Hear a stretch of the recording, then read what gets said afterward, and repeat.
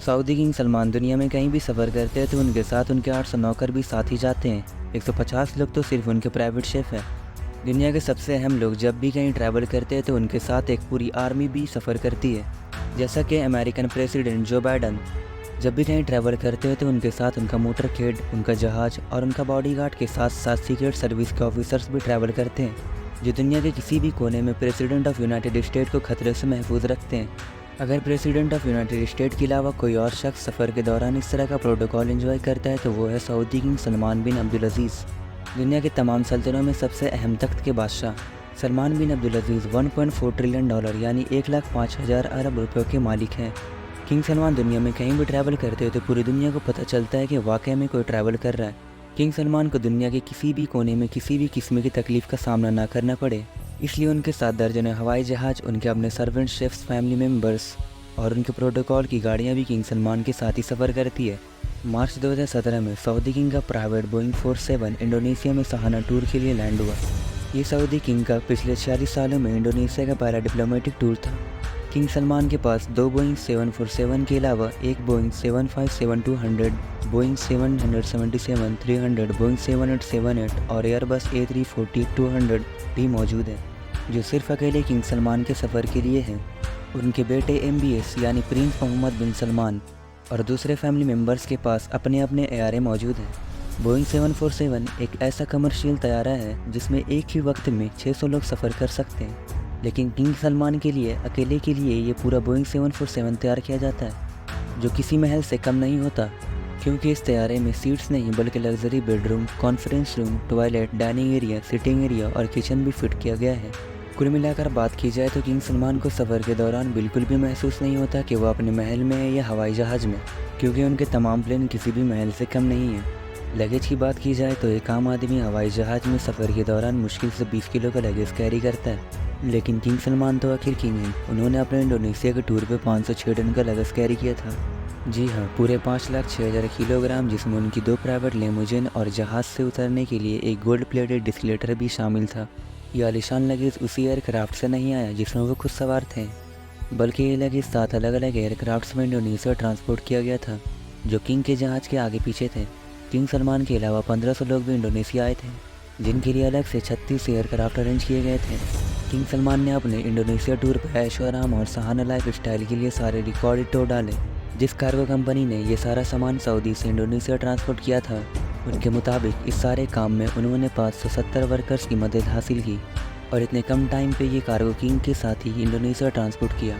Saudi king की सहाना सफ़र की ये कोई पहली दास्तान नहीं थी।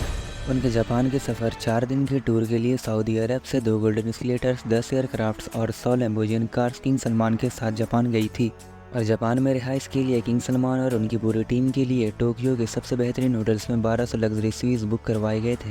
चंद 5 स्टार्स होटल को तो पूरा ही खाली करवा के उनमें सिर्फ किंग सलमान के लोग और उनके रिश्तेदारों को रहलाया गया था। किंग सलमान के फ्रांस टूर पे भी 400 लग्जरी कार्स उनके प्रोटोकॉल्स के लिए हायर की गई थी। इतना ज़्यादा प्रोटोकॉल तो प्रेसिडेंट्स को भी नहीं मिला करता। रशियन प्रेसिडेंट व्लादिमीर पुतिन, जो दुनिया के सबसे महफूज तरीन इंसान समझे जाते हैं, जब किंग सलमान रसिया उनसे मिलने गए थे तो वो अपने साथ 1000 किलोग्राम खाना भी साथ ले गए थे। न सिर्फ इतना बल्कि उनके साथ शाही फर्नीचर और कारपेट्स भी सऊदी से लाए गए थे।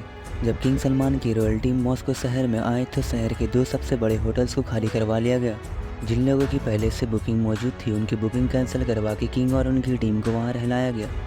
सिर्फ 4 रातों की इस ट्रिप पर किंग सलमान की $3 मिलियन यानी 22 करोड़ रुपये खर्च हो गए, जिन्होंने आँख बंद करके दे दिए।